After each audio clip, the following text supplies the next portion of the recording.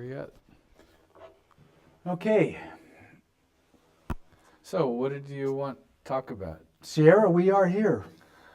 This is my show. But what is here? Where is here? What? I'm not really sure because the camera doesn't really even have a light on to know which camera is which. But this is my show that's been on a little bit of a break. It's called California Times, and I'm here with Sierra Salin, who is a local carpenter kind of construction guy. What do you do, Sierra? What keeps you busy these days? I'm figuring I'm good for anything from brain surgery to ditch digging. Perfect. Filling the niches. Head flunky, you know. Mm-hmm. Head flunky. I'll try anything, and I'm willing to do anything. You know, there could be a living in that. You could. Yeah, And it could be. you could be dying in that too. Okay, but you know, you could take it big too. It could be why go small? Corporate. Why go big? Okay. Screw corporate. I mean, can I swear? I don't know. Of course you can. I'll So try and keep it somewhat all right. less colorful. Yeah, you can. You can do almost anything here. Corporate's a problem. Corporate is a problem. Let's get back to this moment. Most of this week, you were sending some documentation in the form of pictures from your trip up in the Sierras.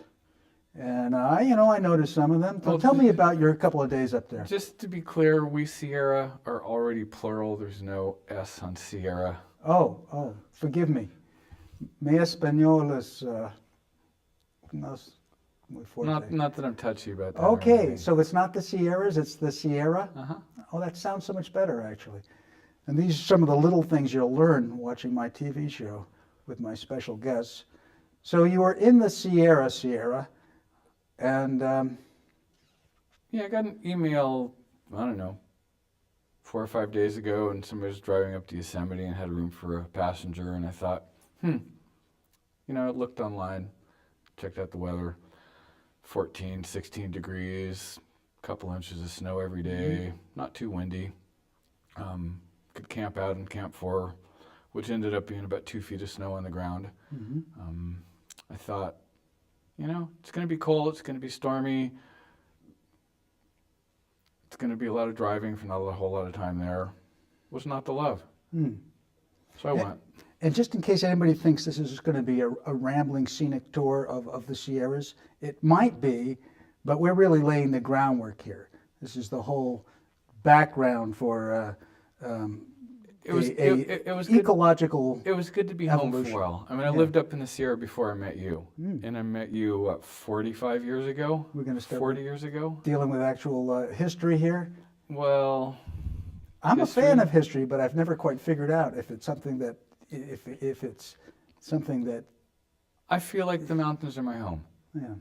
and coming down from the mountains to the Bay Area has always felt, if I've spent any time up there, has always felt really constricting and really nuts.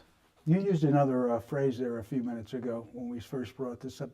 Go ahead. Which one was that? You said something about coming down from the mountains I think you said something like you thought it was like the same feeling you got from 40 years past? Oh yeah, Yeah. well, yeah. And what was that? Come on, you said you called it I don't remember exactly what I said. being back in the belly of the beast, which is just a disturbing and dark imagery that seems like it goes right back to the 60s or 70s. It's or basically something. rape, pillage, and plunder. It's oil. It's destruction of the natural environment. I mean, you go up to the Sierra, you can still see the stars. You can still breathe the air. You can drink the water, although there's Giardia up there now. But it's clean. It's pure. We haven't really destroyed the environment like we have everywhere else, and especially driving down you read about the Central Valley in the 1800s with grasses that were taller than people, grizzly bears, flocks of birds that would darken the sky. The change and the destruction that we've wrought on the natural environments in 150 or 200 years, and even the last 50 or 100 years, is incredible. And driving through what used to be big expanses, even in our lifetime, mean, where to start and where to, it is the belly of the beast. And it used to be mom and pop shops in every town you'd go through, anywhere. Now, every town's the same. It's all got McDonald's and Burger King and Costco and all these corporate entities that are all about saving a buck, and yet there's no, there's minimal health care, there's minimal net for taking care of it. It's all about saving a buck and not building any kind of community. And what we end up with is all this sprawl everywhere and buildings and structures that don't really serve people. And when I say, just, coming back to the belly of the beast, it's clean and it's more open and free, and it's clear what you got to watch out for. You go up in the mountains in the wintertime and you got to keep warm, and you freeze to death. It's clear what the boundaries are. You come back down here and you can't judge people. You don't know what vector, what's coming in from what direction, and everybody will sell, your front teeth for an extra buck, given the opportunity. It seems like if we go back again to or the memories of when you and I were first meeting each other and seeing the world, and maybe expressing some thoughts that were probably pretty naive, maybe for 20-year-old dudes, but maybe not. Maybe they're somewhat the same, but the change has occurred in these years of kind of like to me it's kind of an intense feeling of overpopulation. I don't want to say, I don't mean to say mean, but it's just kind of, I don't want to say somebody is not wanted when I say overpopulation, but it's pretty intense. That's what gets me a lot. I have to kind of brace myself when I see the amount of just the congestion and the traffic in our world. That, and then what you were saying also. Well, what do you do about ignorance? Well, that's a really, really good issue. What's education, and is what I think about a lot for the last couple of years, is it possible to re-educate adults? Which goes back to what is an education, but I see everybody fighting over beliefs. My belief's better than your belief, and I'm just right, and I don't have to,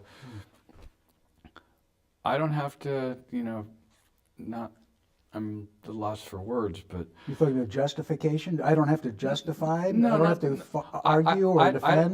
No, not even that. I don't even have to admit that you even exist or that you have a viewpoint that's valid.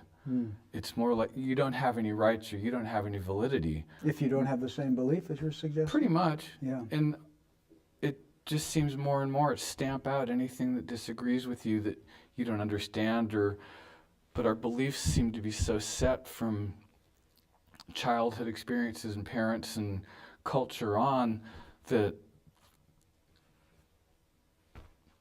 I was up in British Columbia with my truck a number of years back, and I've got bumper stickers all over it. My favorite one used to be in Bush Peach. I'd cut it up, and I'd see people like at stop signs or a stoplight come up to me, and then they just get this weird look on their face. They wouldn't know what to say because they thought it said impeach Bush, for example, and then they didn't know what to do. But which goes to art, but it's belief, and we're fighting so much against stuff. But what I was saying about taking my truck to Canada, somebody came up to me on the street and said, I hadn't thought about that. It wasn't about the Bush sticker, it was something else. What do you think about this? And rather than just fighting, it was a dialogue and actually considering ideas and not even necessarily trying to convince the other person, but just trying to look at things from perspectives rather than just knees jerking and guns coming out, I'm right, you're wrong. And really underneath it all, it's like maybe it's just we want your land and your women and your resources or something. And but it's all we just dismiss other. Yeah, it seems to me like I grew up mostly on the East Coast when I was young. I got exposed to a few different types of cultures or communities, from a big town outside of Boston of 50,000 to moderate suburbs in the Hudson Valley to real small, real rural, living in Maine and in Rhode Island also, real rural. And I kind of got exposed to people with, conservative perspectives. And somewhere in the line, way back, maybe because I was raised in a family of, possibly because of there was enough open-mindedness that you were, I think, encouraged to be open-minded, that I always felt like conservative people were worth listening to too. Mm-hmm. It's like it's something maybe a little different from what I'm being brought up in, but I kind of liked actually hearing that perspective. And I can remember a social studies teacher in junior high who kind of epitomized this real traditionalist, in this class with the young people. He had a sparkle, twinkle in his eye. He liked American history. And so somewhere along the line, I've never dismissed a conservative person as a person from serving evil. So you're saying you're not prejudiced? No, I built up my own. I probably am prejudiced. I can't deny it. Of course I am. I have. But you're open you're open to the possibility that there's something to share there, and not just. Well, I tend to think that actually, to me, the huge problem, and people see me post on Facebook, or my occasional couple of people read my blog will see this person who's sort of. I think maybe they thought I was unduly harsh to people who were, quote, on our side, maybe during the Clinton years or the Obama years, or maybe, I don't know, it's just, I just think that conservative liberal thing is almost like part of the yin yang of existence. And if you don't see there's certain balances of where you go, and I think we all need each other, and we need the whole thing and all the perspectives. And it's so easy to dismiss any of the outliers or ideas rather than saying, "Hey, come on in." It's like we need that perspective too, and come on in, we need that, and we need this. Rather than no, it's like this is just bad, and you're bad, and yeah. Well, that's an interesting thing because you talked about the lack of what you saw as ignorance, or where does education come in? Well, it's not a lack of ignorance. No, there's no lack. And I'm at one with it. I can fill myself up with more information and facts than any human being would ever want. And whether that makes me any smarter than anybody or really know anything, probably not. My memory scrambles. I can't even remember half the stuff I thought I used to know. But I mean, how do you change your belief? How do you change somebody else's belief? A year or so back, I dyed my beard blue. Just because I felt like it. I might have seen that. And I can't remember. People ask me, it's like, why'd you do that? And it's like, why not? It's like, why do adults quit trying anything? I mean, I walked into the lumberyard and Charlie just read me the riot act and told me, it's like, you're too old for that. It's like, grow up. And I'm like, Charlie, grow down. It's like, so what? It's like, but after a month after that, and people talk to me on the street, I got, kind of street cred or whatever. Mm-hmm. And after that, I was ready to shave my beard, and I remembered, because I've thought about this numerous times, so I'll grow a beard and I'll shave it off, and I'll grow it and shave it off. It's just, get tired of it. But I've wanted to shave half of my face for a long time, and this year I actually remembered. So I kept this half of my mustache and this half of my beard. But what's fascinating about it is people couldn't see it. I'd be like talking to you in the market for 20 minutes, and all of a sudden you'd see it. Or I'd be working with you and around you for a week and a half, and I'd come in one day and you'd go, you just shaved half your face last night, right?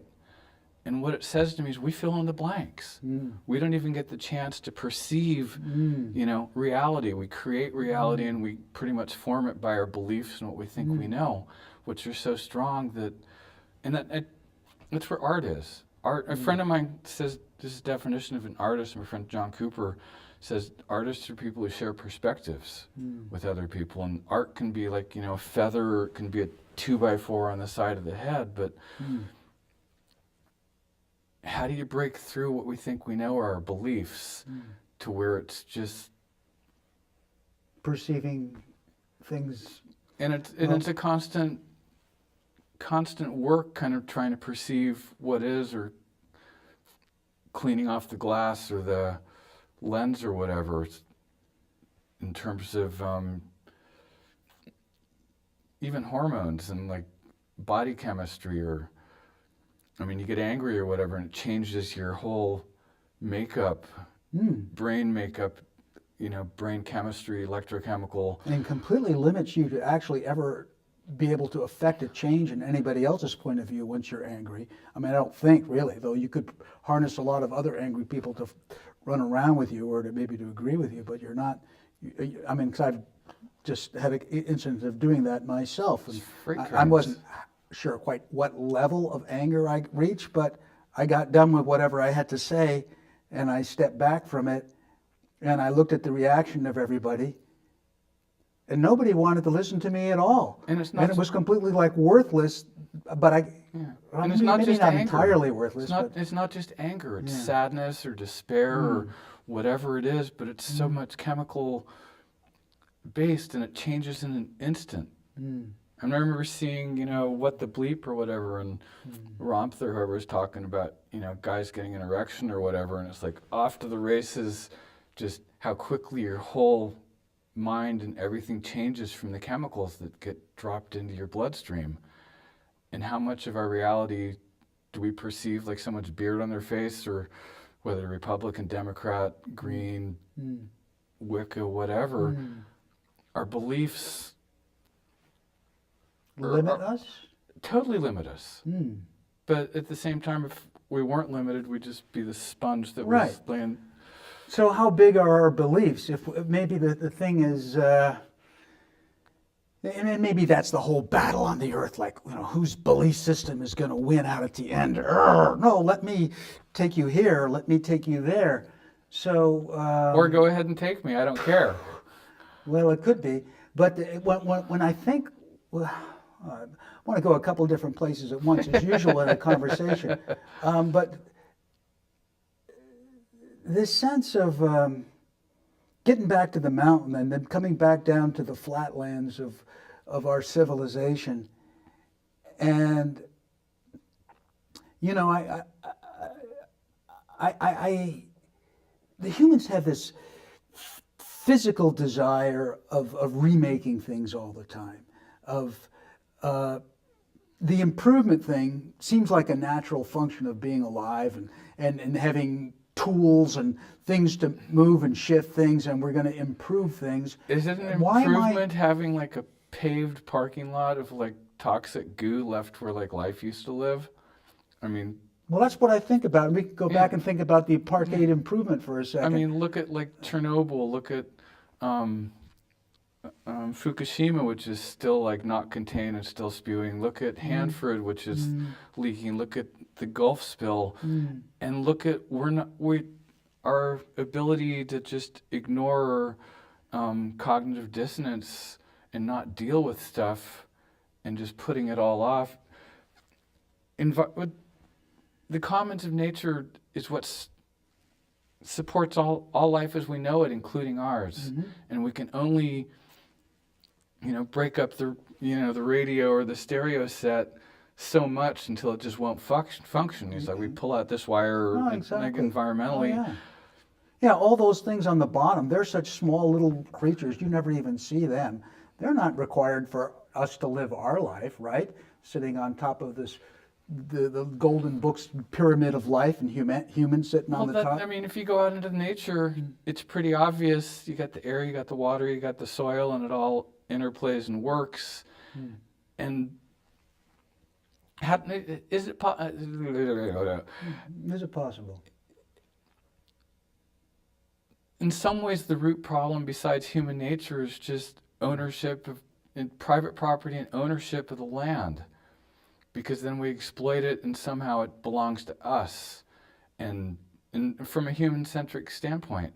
and there's no accounting for, the microbiomes and the fungus or the ants or the squirrels or the bears, or there's no large wildlife anywhere besides cars. I mean, the main form of life on this planet right now is cars. I mean, look at the roads. And Well, that's what, yeah, and we have these nice cars with the little eyes, that beam happily at you as they drive and by. that's happiness, right? It's like having stuff as opposed to how do you be satisfied with, is it like real wealth, air, water, and soil that's breathable and drinkable and like deep and gross stuff, or is it, a new table or a new jacket or... Maybe there's, getting back to that perception of beyond our belief, or even beyond the fear of being alive Are we in in the here? first place. Yeah, what's real? I'm alive. You can do anything I can, Yeah, be a man. fool. Yeah, man, this is living. Well, I'm alive. Well, all right.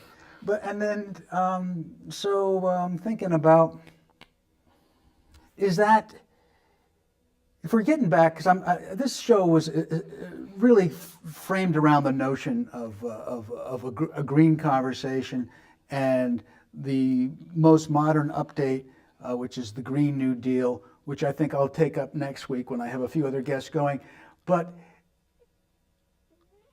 in that place, shall we say, if we could be there, and I actually think human beings can be there in this place where we are not just jabbering on or in a worried state about either the future or whatever. We become present. Being there, somehow being in balance with like the natural systems and not like just rape, pillaging, and plundering as if money is what's important, and somehow taking into account like the rights or workability of all life is having a right to exist as something rather than a handbag or a bottled water from deep within the aquifer from how do we, you talk, the Green New Deal and, greenwashing. I mean, ultimately we could be green and take care of everything and do everything right. And, it could all be like a happy orgy that's everybody's happy. Happiness. And we take care of each other, but at the same time, the sun's still going to burn out. A stray comet's still going to hit the Earth one of these days. So no matter what we do, all bets are off. We're not in control. Well, I think we can safely say, we can't safely say it, but we can wish or think that we will simply live out our wee little spark of natural life well before something, but maybe not. We can hedge our bets, but the point being we're not in control no matter what we do. I mean, even if we're like really green and taking care of it, it's still like a limited time opportunity, this, whatever this right. reality And so, is. Can we do, and also, are there bigger forces that could take both you and I, let's just say if we both slightly suffer from the same mental health issues. I'm not suggesting you have any, but I know I do actually. Anybody who's not depressed in our society and world, Yeah.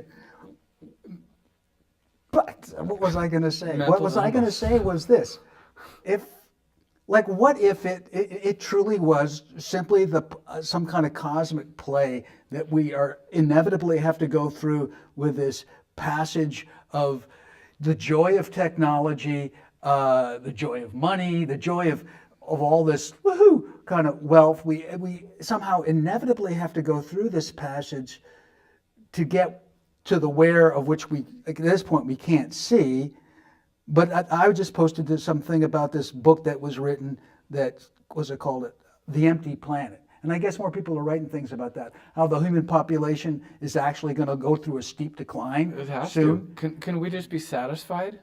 But maybe that's all going to work out. Like all of our worry too, that the only thing we could have been, if possible, doing, if I possibly could have stopped being frenetically worried about the fate of the world and, embraced some kind of foolish happiness notion on a daily basis. Do we have a choice or not? Well, Did God make us do it? Well, Kennedy, JFK, and I do like history, in his inauguration speech, and I didn't bring all my vast material with me to draw on, but after he said his line about ask not what your country can do for you, do for your country. Then he had the very famous line that everybody's forgotten about, and citizens of the world, ask not what America can do for you, ask what you can do for the flame of freedom. And then he finished it up in the cosmic level. Make as much as you can with as little work as No, possible. it was like the cosmic question. It's like, do we just leave it up in the hands of God, or do we try to act our life as if God, that cosmic power is actually in us, and we're supposed to be doing something? We don't know what we're supposed to be doing. We have some responsibility, you think? Wow. Yeah. That's a good one. We're not, I mean... That's a good one. Because that comes down to a popular belief that is not encouraged right now. Education. How do you even get there if you're not brought up or have any education or exposed to any of it? And then all of a sudden you're 18 or 20 and it's like your beliefs are set. How do you even change that? You just, in our culture and society and time, you just want to shoot anything that's different. Do you see, I mean, I think, nobody comes from my perspective. It's just my own unique one. Are we living in a time in a world of brainwashing youth from an early stage to believe that we are part of a wonderful and enlightened civilization, and they are the forces of externalized badness out there? Oh man, it's like the Mexicans, the Hispanics, it's like, or the Islamics, or whoever it is, the immigrants of the year or week, or the boat people. I wasn't even go there at all. See, I'm so flipped out. I was going to say, no, all those damn people in Middle America, those people full of hate. Oh, they're so horrible. That's what I'm thinking. And is it any different than it ever has been in terms of tribe and other? No, it's not. But the question to me, it is George Washington's birthday today, actual birthday today. And I don't know what that has to do with anything, Sierra, but... and what do we actually know about the guy? I was reading his biography. There's some brilliant things that we do know about him. And of course, there's some things you don't want to know about him that'll make you go, oh, geez. And that brings up the question of, like, who are we anyways? And is anybody always carrying the flaws of stuff that if you looked at, you might go, oh, geez. Well, we seem to be kind of mob characters, and anybody that's outside of like our norm or whatever, we like, stone them to death or give them enough pot for them to get stoned to death on their own. No, that's just, I'm playing with words there, but anybody that's not part of our group, they're outcasts, or if they're outside of our, ethic, moral fabric somehow. But I mean, the world is flat. What do we do with, the Galileos? Or who do we put to death for bringing in heretical ideas or knowledge? And nobody, I hope. How do you get past crowd mentality and everybody looking around to see what everybody else is doing before they're going to act or do anything, rather than just doing what they feel or doing what they know to be right, so to speak, regardless, or not even cluing in with everybody else? Well, that is huge. And that is that taught anymore? Or has it ever been taught? But I think it has. I think we've been kind of nudged in that direction. Oh, excuse me, I've got to check my email. Right. But there was a time when I think maybe you would have been more exposed to the notion of that you might have to do something. I mean, that there was writing back in the 60s, 70s, the early part of or whatever, the last century, that's a continual point of philosophy. At what point do you say no to the herd or the collective that, how do you even get there? Or how do you say no? How do you even get that awareness? Or here's something, this is practical, again, part of my day's work, stirring things up. And a friend of mine posted me some gentleman talking about green, the perspective on the green, and he was warning about people who dwell on the necessity for lifestyle change as being a strange abstraction, that what we really need, that it was taking us off the big level of how we need massive intervention to change the green, but not the individual lifestyle. It's all What do you think it's about all this? driven by trying to make a living and pay the bills. And I think we both started out as idealists, and I think we still are idealists, and didn't necessarily go out and organize our lives or choose things in order to like make a bunch of money or buy this and that to like have a certain lifestyle. I think we tended to look at things like for the sake of doing them because they're worth doing, for example, rather than getting, I talk to people that commute and it's like, oh, I don't have a choice, and like whatever, but we do have a choice. We can choose to make less money and like be poor and not drive to San Jose every day. Oh, but I have to, or we can choose to live somewhere else. We can choose not to buy stuff. We don't consider a look in our own trash cans. Everything we throw away and consume like week after year, it all comes from a living environment, and we give like no thought to, is it really worth this pile of goo that's like we wrap in 6 layers of plastic? Is it really worth everything that we consume comes from someplace that was a once living environment. It might not be here, it might not be there, it might be over that hill, it might be in China, but what we're leaving behind is toxic, lifeless places. And is it worth this pile of plastic and stuff rather than having a worm bin or a compost pile that you throw everything into and like not buying or consuming things?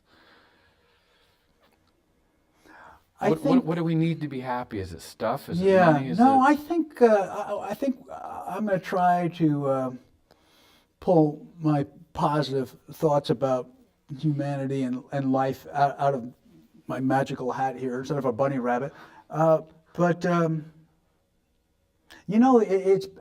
It comes down to that the idea, maybe I think still, that if you really understand ecology, then spiritual, you are grasping the concept of the unity of all life. I mean, it really is, if you really want to have... How do you get there? If you're never exposed to it, you grow up in a city, you like, food is Doritos and, a beer or something, or I don't know what, or Twinkies. How do you even get to...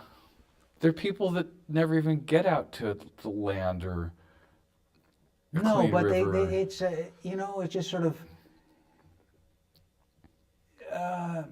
we got to get back, I think, to that optimism that was sort of just alive and percolating. The idealism, we can do this, rather than let somebody else do it, or damn it, the world's going to end. I'm just going to keep my neck down and make a bunch of money and be comfortable. Totally. I think we do. And I think it's interesting, and I think it lives in lots of hearts and minds of people, and maybe it lives with the power of a 2% of their consciousness, or 0.05, or maybe it's some people who've got 20%, or just whatever that percentage of what you might call connectivity in their bones, or a sense of power and or that's what I'm thinking. We need to kind of education, or just belief, and sharing, or not. Just keep. How do you even get to the point where you can share? I mean, how do you keep your enemies closer? It's like not even have enemies. Well, I feel like I'm definitely on the wrong side of the road. I mean, because for Christ's sakes, I think I'm more of a Republican these days than a Democrat. You don't want to just shoot me right now? Why? I don't believe it because it's stupid. I keep looking for the alternative party. Where's my tree party? But I don't see. We're all in this together, and we're all nuts. We are all frigging insane. Seriously. Really? Yeah. Okay. Okay. Well, of course, when you say insane, Some of us are really civilized, and all our anti-civilizational instincts are deeply repressed, and so we're naturally sane. Are we because- civilized?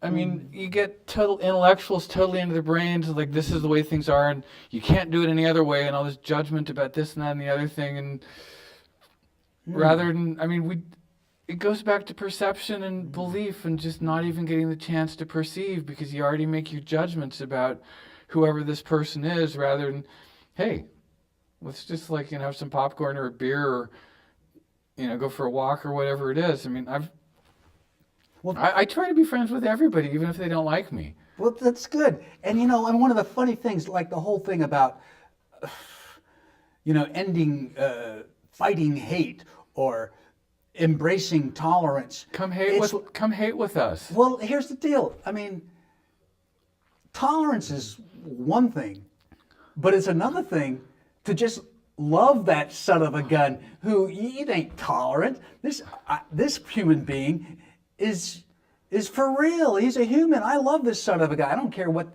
side of it, I made up a anything. sign that said "Come hate with us" and stood with a bunch of people in this group called Stand in Fairfax. I mean, I got the idea from Jory, who went and stood at Bank of America with LaRousse people. He had a sign that said "Come hate with us" in the little lemonade stand. And it's like neither side kind of got it. The people that kind of more in agreement with me, I went over and talked to them and said, "Hey, see those people over there?" It's like, I mean, when I got there with my "Come hate with us" sign, people said, "Oh, you used to be over there with your friends." And I said, "It's like, you're my friends." And it's like, you see those people over there? It's like, you need to work it out with them and like build some bridges and somehow communicate. And I went across the street to the other, and these people said, "Oh, fuck them." It's like, we tried, it's like, they don't like us, we don't like them, whatever. And I went across the street and the same thing. It's like, "Oh, we tried to heck with them." And it's like, boom! It's like, both of you. And it's like, no, it's like, to some people, I'm just the biggest hater there is, because, when I had this obnoxious sign that says "Come hate with us." And then the parade that year, I had a big sign that was just a big white sign that said nothing on it. It was just blank. And I'm just, and people don't get it. "Oh, what's your sign about?" It's like, "Oh, I get it. You have nothing to say." It's like, yeah, I've got nothing to say. But And people don't get fools. passionate. I mean, everybody's trying to box everything and confine and define it. And if you're outside of the box and if you're on all sides, it's like you're worthless to a degree. It's like you can't be controlled, or I don't know what it is, or it's art. Art. And I mean, how do you just have a 2x4 to the side of people's heads so that the wheels stop spinning for like a fraction of an instant? And you can actually like perceive reality or meet someplace that's not just like battling beliefs and not even getting a chance to.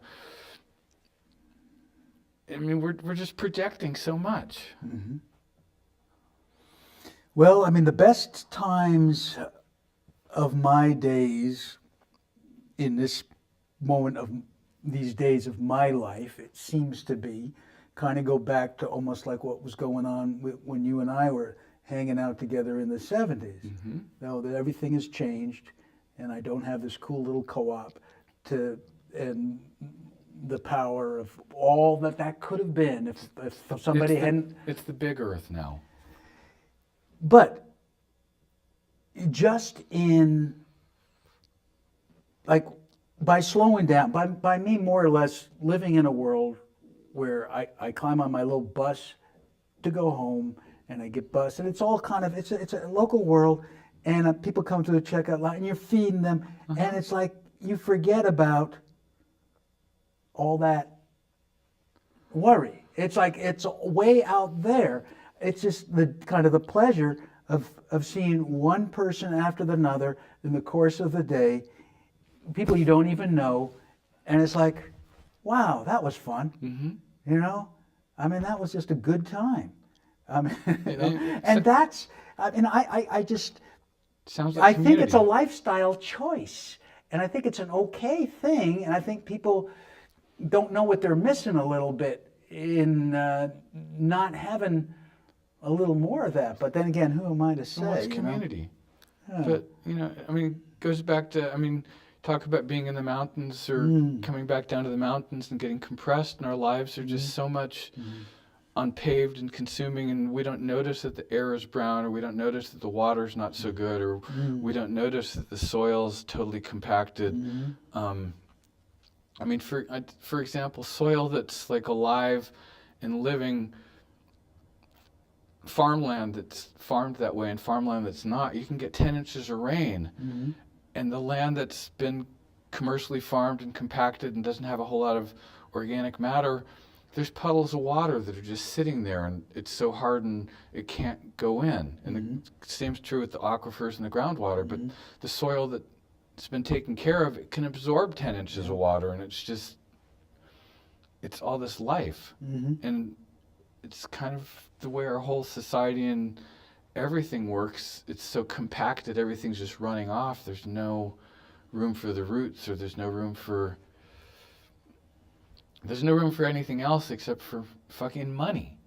You know, there is room for something, and here we are in this media center that, you know, there's talk that the federal government might cut back on things like this, though I think most of the money that comes from this, it comes through Comcast. I don't know all the details. I mean, but this is an opportunity, even for somebody as foolish as me, or you're just, you know, kind of my guest on the show. I mean, you could have a show too if you wanted.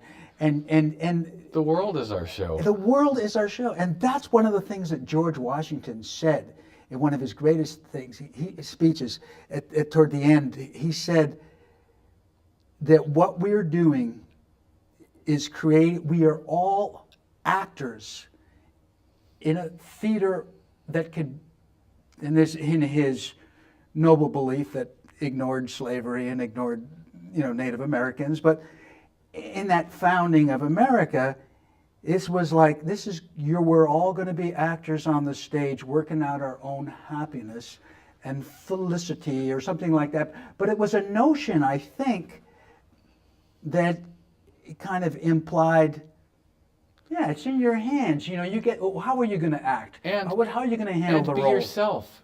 Don't look around at what everybody else is doing. Be what's in here and in here. This world is heartbreaking. This world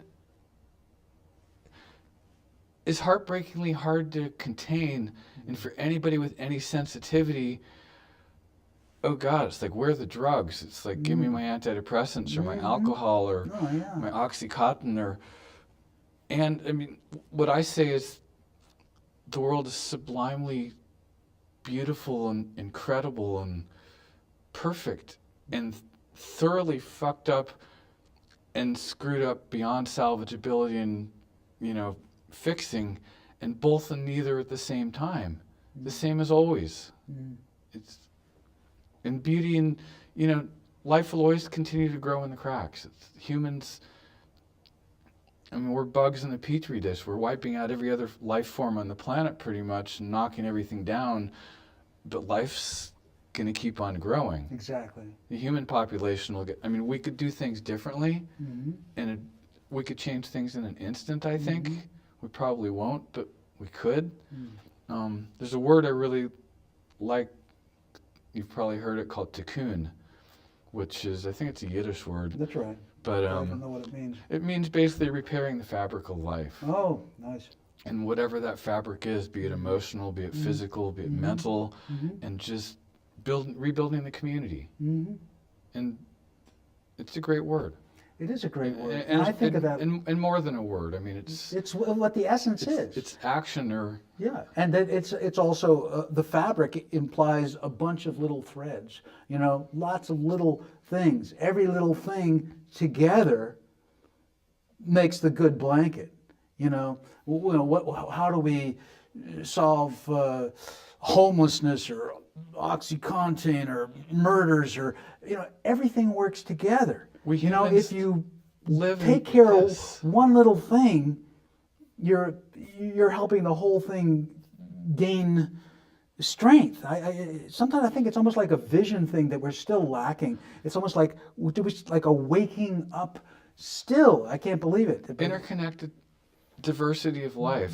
We're in such a human-centric, I mean, we're in such a mental construct, but it's still all built on the commons of nature and life. And our mental constructs are still supported by the earth, air, and water that we're just so denigrating and so destroying, and so we're basically destroying the ability of the environment to support our life and every other life.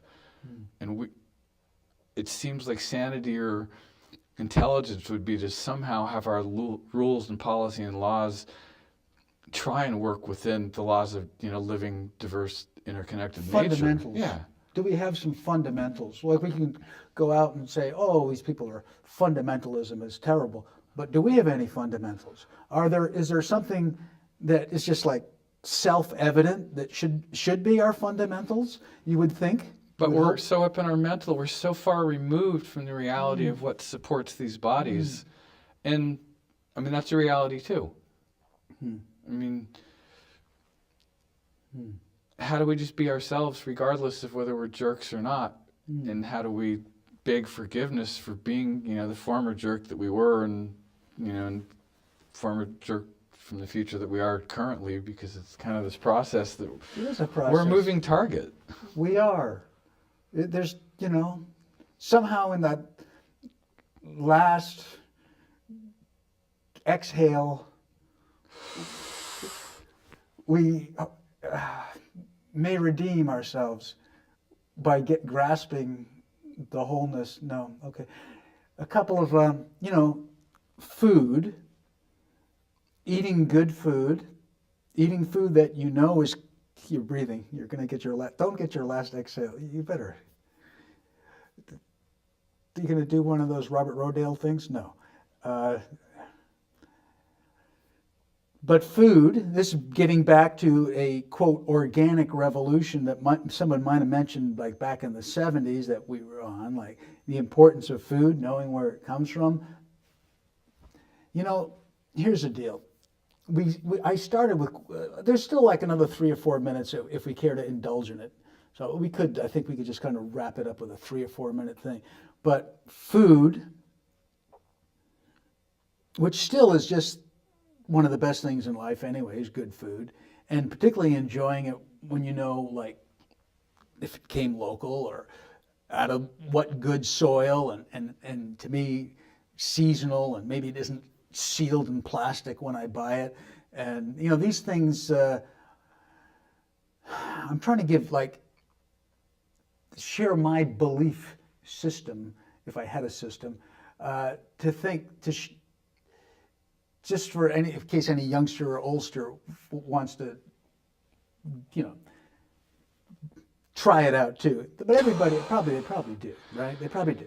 But good food, knowing where it comes from, is a healing thing. Is a natural form of keeping that tikkun thing together, right? People have no idea what organic means or is. Well, it's worth not knowing, because it's such a confused term anymore that it probably should be just dumped in the. I love the taste and flavor of Doritos. Yeah. And I had a bag now and then until maybe a year or two back when I just decided I don't want to give like $1 or a penny or a fraction of a penny in profits or income to the company that makes Doritos, because basically that's death. It's like what that model is doing to the air, water, and soil, and what it's leaving behind, or what it's even creating inside my own body if I eat that stuff, isn't good. And how do we basically create a world with every waking dollar that we have? It's like everything that we buy, everything that we throw away, we create the world with every dollar. It's like the corporations or anything only has the power of the profit with the stuff that we buy. If we don't give them any money, we take away the lifeblood of the beasts. Well, what are we feeding with our money? It's like, what are we buying? And what's in our trash can? Literally. Well, we've kind of back to that education or blindness, or this decision to go along with the blindness, and then to say, you down there who think you will actually attempt a lifestyle change, that's That's ridiculous. You're just wasting your time. You're distracting everybody from the real business, which is to have some global revolution that involves the government telling us all what to do. Gross national product. Don't get me started. We already got started. We're almost halfway. We're almost near winding it down. The gross national product is gross, and it's a figment and has absolutely nothing to do with survivability, sustainability, or employing people in any sane manner or fashion. Well, once the population starts going down, some people think it's all gonna keep leading to collapse. But I particularly believe that it's a matter of belief, and I think that humans, just like we were talking about before, will improvise in the cracks, whatever. They will make a better life. There will be brew pubs every 20 miles, or people on their bikes, and people who don't want to drink can go to places where there's music. They don't have to drink. That local creative, like every little business, is somebody's piece of art. You know, they get to do their own art thing. It can and should be in our model right now. If you drive through any town in America, or even like go out throughout the world, and you're myself. you don't find mom and pop shops. You don't find local economies and creativity. What you find is corporate, like McDonald's and Burger King and Home Depot. And what we really need and what's healthy is the mom and pop shops and the local economies. Well, I'm not quite as, I don't believe it's come quite to that level of darkness, but it's getting dark, as Dylan said. A lot of towns you travel and you will stumble upon, like a lot of little towns throughout the East Coast. You know, you go into these little towns and you will find the cool little restaurant, the neat little grocery store and or pub. There is a way, natural brewing place, or there is a way, but it's tough because, like here in, you call it the belly of the beast, here or the Bay Area, which is almost like ground zero of way too much money destroying everything.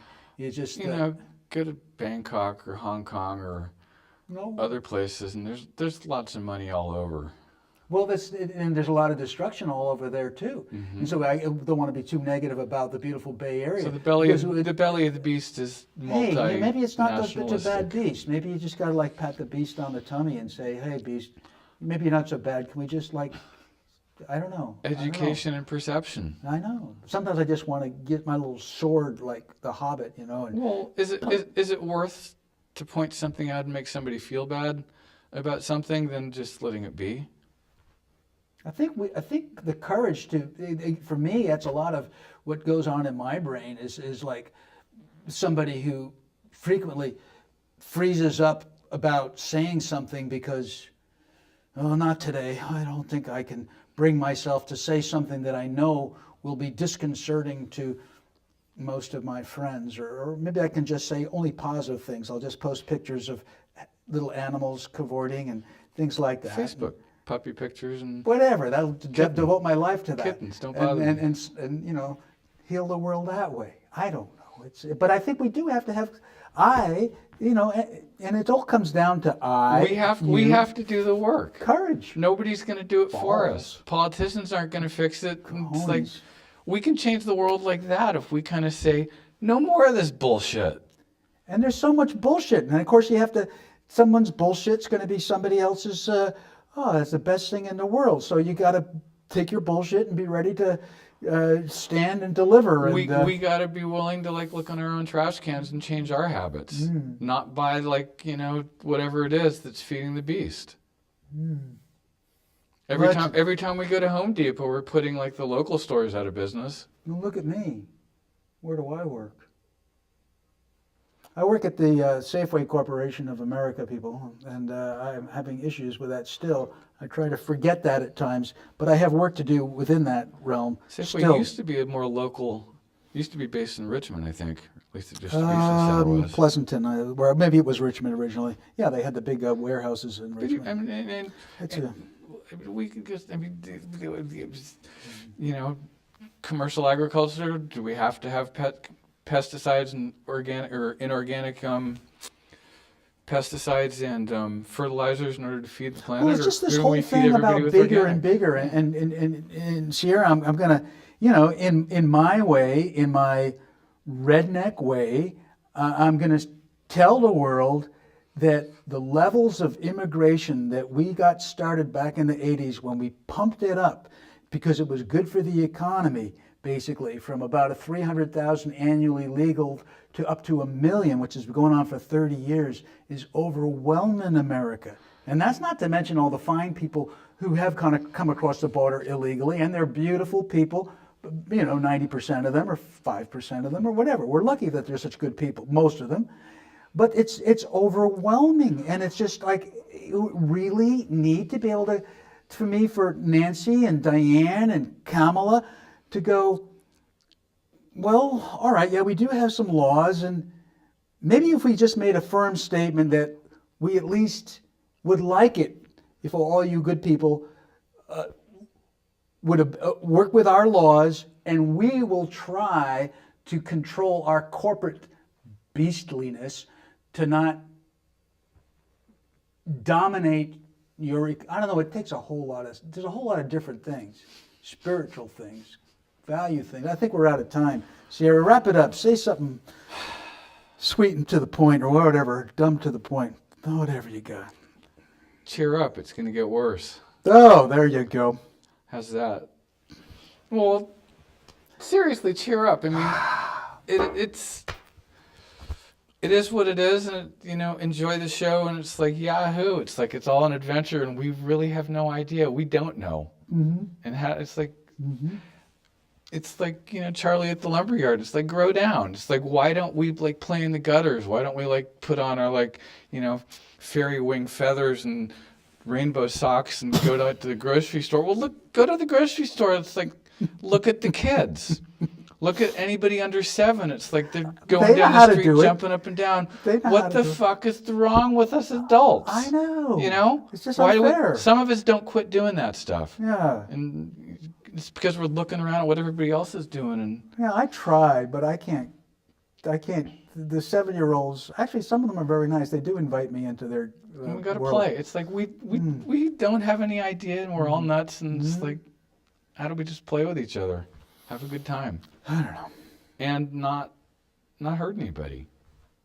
Not like hurt all the other life and dismiss it. And well, and to maybe have this like little shred of faith or hope that we can we're getting along at the moment. Can't we just keep that going? Well, it's all perfect as it is, even if it's all screwed up. Well, that may be the basis of that exactly right thing right now. That you can't improve this moment. I mean, can you? I mean, all you can do kind of is feel it and experience it and witness it without like really judging it, or without, anger. Making it better without having to do anything. That there's nothing necessarily that you have to do that can make this better or undo. It's like there's nothing you have to do or undo. It's like, how do you be satisfied? I guess I have to be satisfied with this show. And I go totally in and out of that throughout the day. It's like, me too. It's the doobie-doobie-doo thing.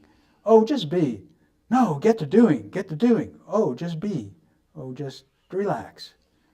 Matter of fact, don't even worry about it. Get out of my way and learn to drive. Matter of fact, California Times, All right, this is a show. We did a show. Show and tell. Show and tell. Just like, grade school. Perfect. Pleasure hanging out. All right, Sierra, been great. Okay, we'll get right to it, won't we? Ripe to it? We're getting pretty ripe, all right.